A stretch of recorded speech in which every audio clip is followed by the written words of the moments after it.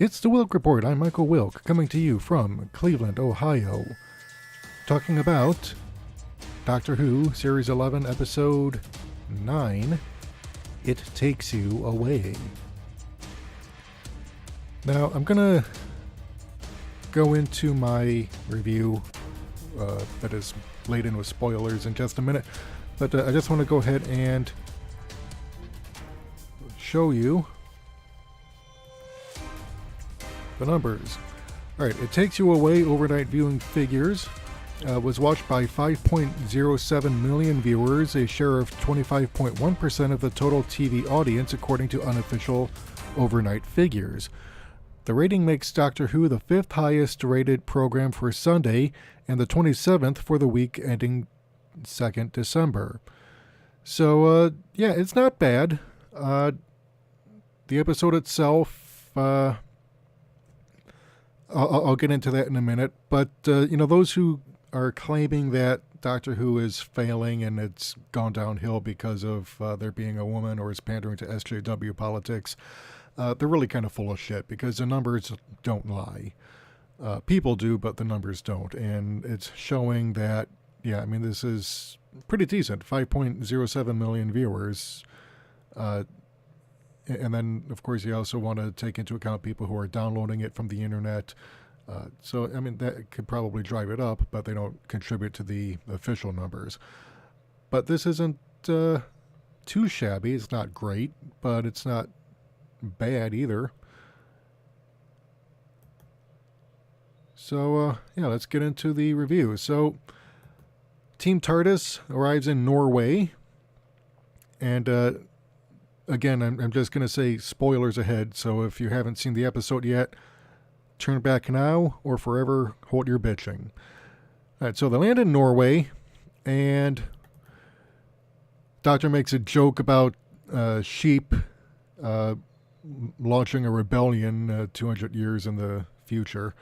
Kind of silly, but, that's what we've come to expect from Doctor Who. So let's go ahead and get into some of the nitty-gritty here. We've got problems because the TARDIS team comes upon a cabin in the woods that is all boarded up like it's been laid siege to. And on investigating, they discover that there's a lot more going on than meets the eye. So what we're seeing, and unfortunately my computer's running a bit slowly, so let's go ahead and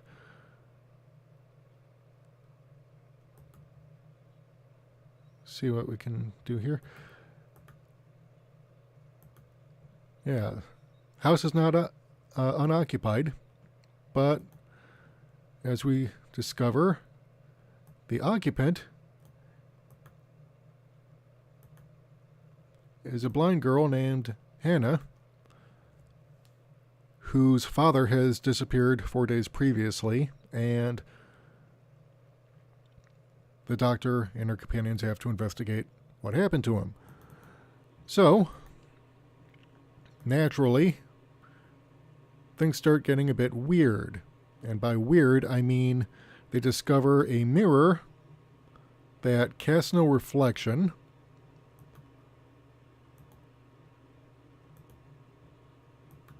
leading to the joke by Ryan that says, I think it would know if we were vampires. It's kind of funny, but what they discover is that the mirror is actually a portal to another universe. And so make a long story short, the Doctor, being unable to resist sticking her head in, there's a nice little warping effect going through the mirror here, as you can see. But let's move right along here. They run into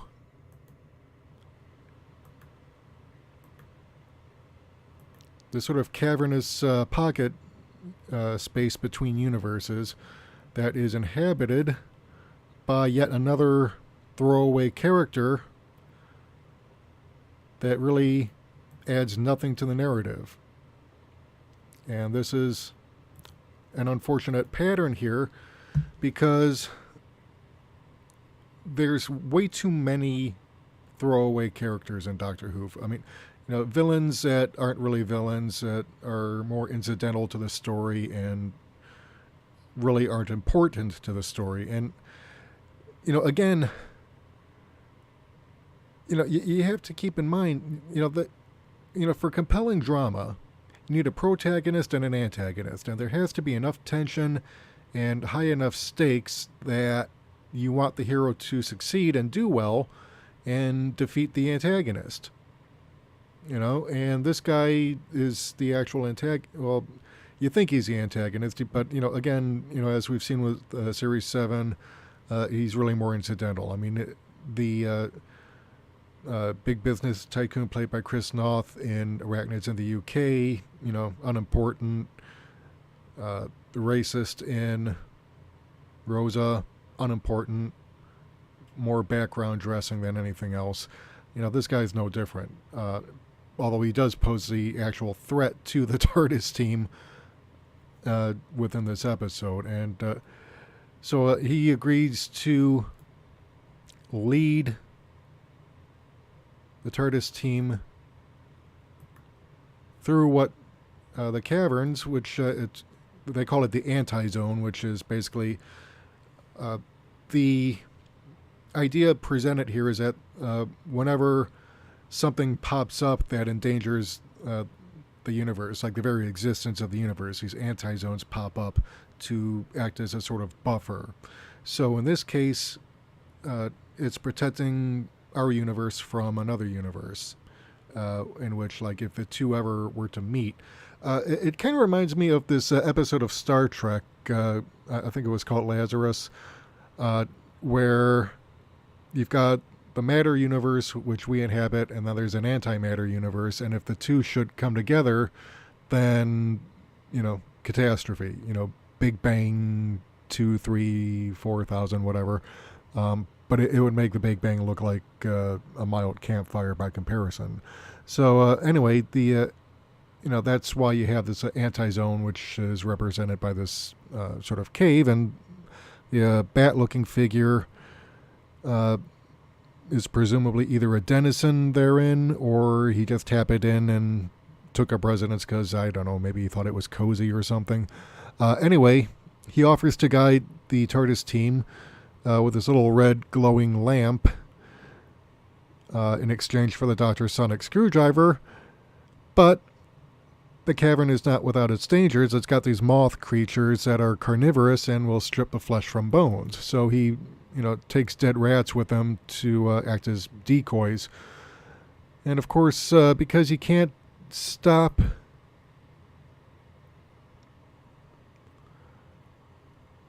himself from trying to get the Doctor's sonic screwdriver when he does his big betrayal, he ends up being eaten alive.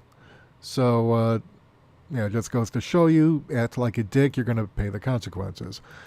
But anyway, there's a scene in which Ryan discovers that the noises, because basically Hannah believes that there's a creature outside the cabin that's trying to get in, and Ryan discovers that it's really just a sound system hooked up to make Hannah believe that there is something outside and that she should stay indoors. And what we come to find out is that her father is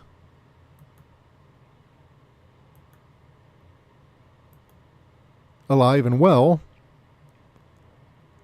but he's not being entirely honest at first, because he basically admits to deceiving his own daughter with the sound recording, to keep her indoors so she stays safe. And as it turns out, he's actually in this sort of mirror universe where his dead wife is alive and well, seemingly. And that's why he went into the mirror, to be with the entity he thinks is his dead wife. So, he figures, okay, I'll stay here for a few days and, I'll rig up some monster setup so Hannah thinks that everything is, that she has to stay indoors that way, because she's blind and, if she can't go outside, she can't get lost or get hurt. Selfish dick much, Dad? Yeah, thanks a lot, yeah. What's that say about, bad parenting skills? But anyway, they discover that the universe that they're in is actually alive, and that it pulls people in who are lonely. Basically, they're people who've lost someone, and as it turns out, they are really the sentient universe is lonely. Basically, it's pulling people in because even though it wants to be with people, but it can't because its very existence. It's kind of like the effect on the antimatter matter universe, where kind of resized it there. Its effect on the waking universe would be devastating. That's why the universe created a buffer zone. So, so needless to say, the Doctor convinces this sentient universe to let people go, and ends up talking with a representation of this entity, this living universe. It takes the form of a frog, using the voice of Grace, Graham's wife, who died in the woman who fell to Earth. And basically the episode, kind of resolves itself. But all right, so here's my issues. Okay, the story had a lot of potential. Okay, I don't dislike the story. All right, I'm going to put that out there. I don't dislike it. It's not horrible. It's not great, but it's okay. But I think that there was too much thrown in here. The writer, Ed Heim, I think, really did not need to put in this alien scavenger or whatever, or the carnivorous moths. Although I think the moths were actually kind of interesting. All right, it's a nice scary monster. You could use it in another episode. I mean, if these are creatures that inhabit these little spaces between universes and they eat flesh, and presumably anyone who's unfortunate enough to wander in and get lost in the dark, that's something that you could do something with in a future episode. So I'm not entirely put off by something like that. What I am put off by is just kind of throwing in this random dude, just to raise tension. Because really, I mean, what's the point? I mean, in fact, let me just call up the screen cap here, just to. Sorry, computer's being a bit slow, but yeah, I mean, the guy pulls a double cross, gets eaten. You see a little moth coming out of his eye socket there, but it seems like it was a bit of drama, horror, or whatever, thrown in basically just to pad out the running time, which I think is a mistake. And okay, here we show Hannah with Ryan. She knocks him out and then goes through the mirror to look for her father, and recognizes that the mirror version of her mother isn't real, because I guess some sense she is attuned to, because of her blindness, lets her detect if someone's real or not. But it's like you're throwing this in just to add tension, and I think it kind of took away from the overall story, which is focusing on loss and loneliness and learning to cope and move on.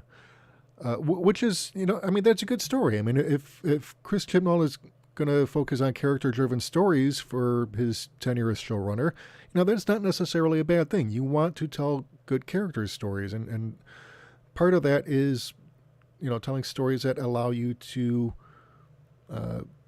watch characters grow and learn and evolve over time. You don't want them to remain static necessarily. I mean, if you think about it, for viewers in America, a good example is Archie Bunker from All in the Family.